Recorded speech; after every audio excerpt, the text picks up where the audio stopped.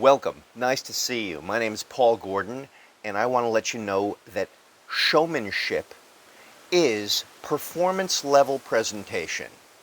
And as every good performer knows, I am about to share with you the first and foremost essential tidbit of gold that will help your presentations. This is most likely why you and almost everybody else that you are watching is doing it wrong right now. Okay?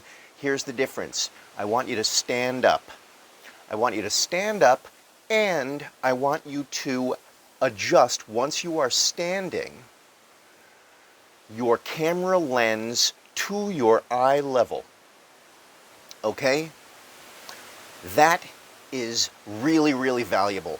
Why? Because you can then manipulate your body and your face and your shoulders, and you are not scrunching yourself down or hunching your back or whatever it is, and you have a lot more mobility. Getting used to this enables you to really, truly articulate what you want to say by using the integration of body, voice, and face. Okay? Do I need to give you an example? Fine. Every stand-up comedian you've ever seen is standing. It's not because they don't get to have a chair. It's because they use the entire stage, they use the microphone, they use their body, they use their face, they use your voice. You ever seen Jim Carrey? How much more effective would he be if he was sitting down in a chair, right? He could do it because he already knows how to master everything. Need another example? Every TED Talk. You want any special presenter, businessman, businesswoman, excellent, powerful, impactful people standing at a podium? They are standing. It's not because they don't get to use a chair, it's because it's far more valuable to be standing. So now we're going to get past that. If you need to be standing now in order to do the next things, you can pause this and then we'll move forward. Now we are standing and our camera is at eye level. We are going to use our camera universe. What is our camera universe? Our camera universe is this, right there, okay? And when we are using the entire camera universe, that is what everybody on the other side, you are watching me through a screen. And for you, everything I do here within my camera universe is your everything, okay? This is your entire world that you are seeing that I've created. And if I use the entire thing, it's the same as using the entire house. You have an apartment or a house or whatever it is, you don't never go into certain rooms. You explore everything. It gives you control because you explore all the perimeters. Ready? You are now going to move near your camera lens. Hey, look around. Wow, nice shoes. And you move back, okay? Because sometimes for effect, I want to let you know something. I am going to a little bit of an extreme each way. You're not always going to be leaning in as far as you just did. However, it's valuable to understand the limits, the edges of it, in order to really explore how far you can go beyond your normal comfort zone and really deliver with energy and interest and impact. So leaning forward and leaning back, these are things that we do for effect. If I want to share an idea with you, I don't have to get all the way in with where you can only see my eyes or my nose, but I do lean forward, right? I lean forward to share a secret with you. And I lean back afterwards to take a pause. Same thing with right and left. Okay, you move to one side and you want to understand how far can you move. Okay, here's one side and here's another side. okay? And you can even have fun with it, okay? You can move off and you can reappear. That's playful. I'm not saying you're always going to want to do that, but I am saying that you want to understand how. That's exploring the breadth of the perimeters. Okay? Now I want to talk to you about the next aspect of your camera universe, and it incorporates your hands. Okay? Here we are. Your hands, you want them to be here, you want them to be to the side, you want them to come forward, and here's the next part of it. I want you to frame your head in your, in between your hands in the front, okay? I want you to understand that because sometimes you want to point into the camera, and I want you to get used to that. Here's pointing right into the camera with one hand. There's pointing right into the camera with the other, and I'm not in the way of my face. You see that? It's important to get the hang of this. If I want to point to a whiteboard, for example, something behind me, I don't have a whiteboard, I have a lovely, beautiful outdoor summer house right near the coast here in Denmark, and if I want to point to that flower, okay, I want you to try to practice that now, because in fact, I'm going to show you how to do it wrong. Now I'm pointing and you can't see my finger. You see, according to you, my camera universe is only what I show you. There. That's pointing. Okay? Want to point to that tree? Or those leaves over there? There we go. I can adjust it. Okay? Why do we point back? Because you might want to refer to something behind you on a whiteboard if you have a presentation. Or you want to just understand how to say, all those people back there in your past, for example, right? Okay, the next thing I want you to understand is how to count. I know this sounds crazy, but people do it wrong. Because here's one, okay, but if I'm saying there's a second element, here's number two, and you know what a lot of people do? I have one and I have two. You can't see two here very well. I don't want to make you have to think. I want you to focus on what I'm doing right, not what I'm doing wrong. 1, 2, 3, 4, 5. If I want to point to something, here's 1, there's 2, there's 3, there's 4, there's 5. Do it with the other hand. 1, 2, 3, 4, 5. Point, point, point, point, point. It's actually important. And here's the last bit in this first section of camera confidence. Okay?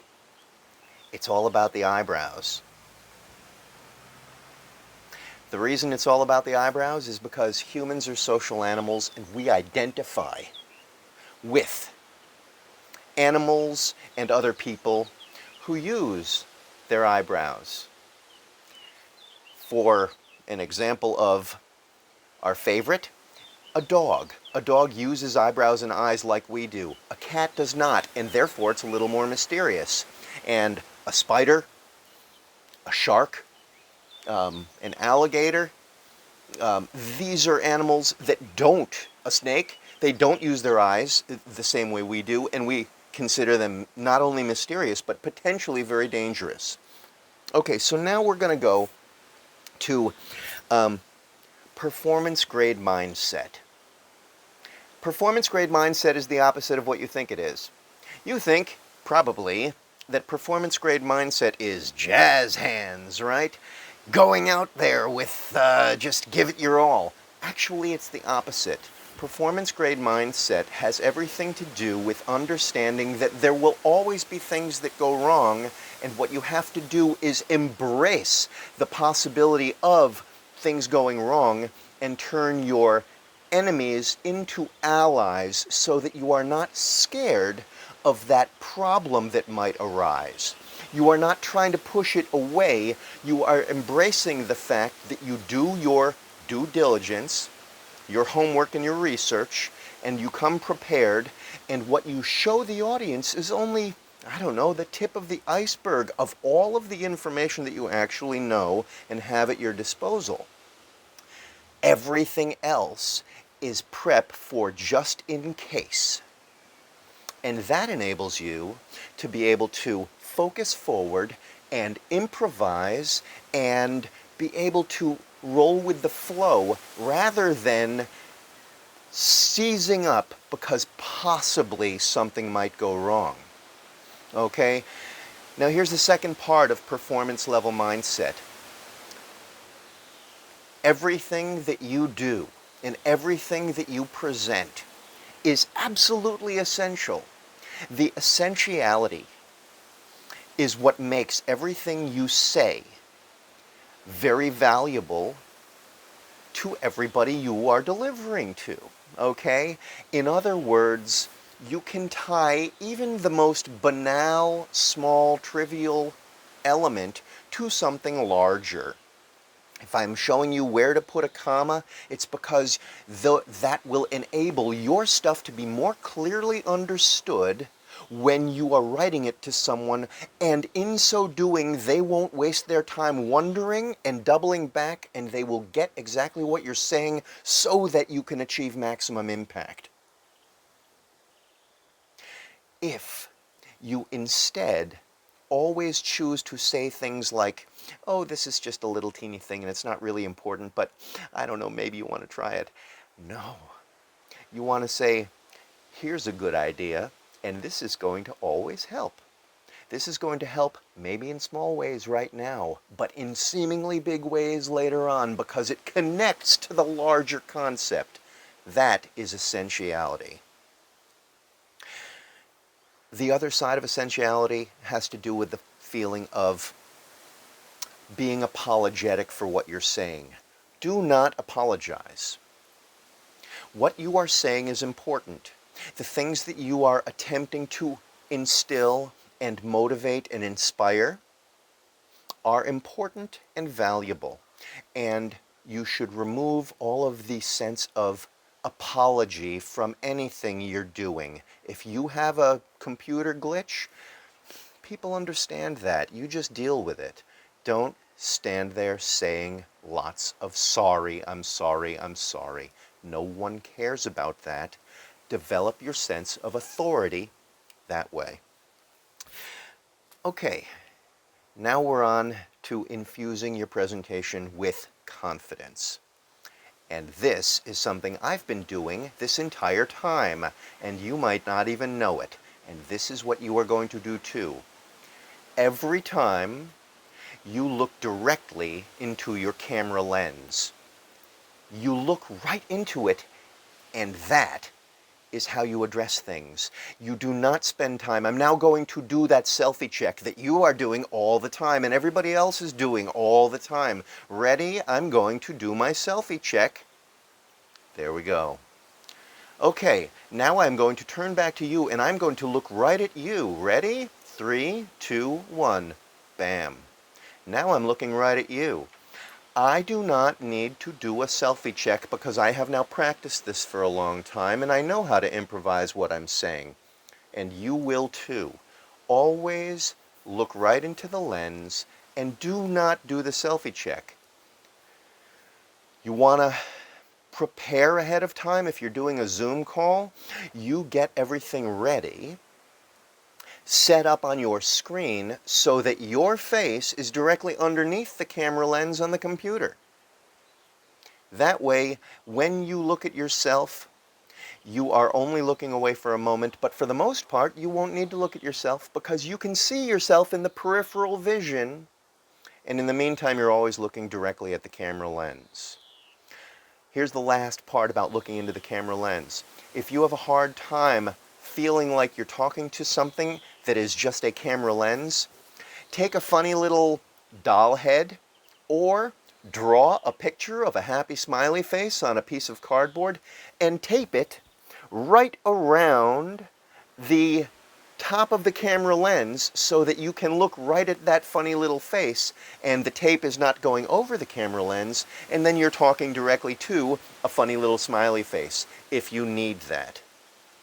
And the last thing I'll say here is this, and I've been doing this the whole time with you also. When you look into your camera lens, You talk to one person and one person only. I am talking to you. Do you see how impactful that is? I am not talking to a whole bunch of people. All of you people. No. When I'm looking into the video lens, this is your world. I relate directly to you and you alone through the camera lens, using the camera universe and making everything essential. And that will reach your potential clients, your future clients, and your current clients so much more impactfully. And when you learn how to say it all from the heart, honestly, with the improvisation, and you understand all of this, you have control over what you are saying, how you are saying it, and why you are saying it. And that will give you the added confidence that pushes your stuff into a whole new realm of delivery. And you will be set apart from all of your competition because your online video performance level presentation is infused with zest, vim, vigor, moxie, verve, excitement, energy, compassion, and impact. You got that? I hope this is helpful. I look forward to hearing from you and speaking about doing more of this with you because I can turn you into a video master. This is Paul Gordon, Art of Face Dancing. My best to you. Thanks for taking part. Let me know if this helped. Go get 'em. Go get 'em now.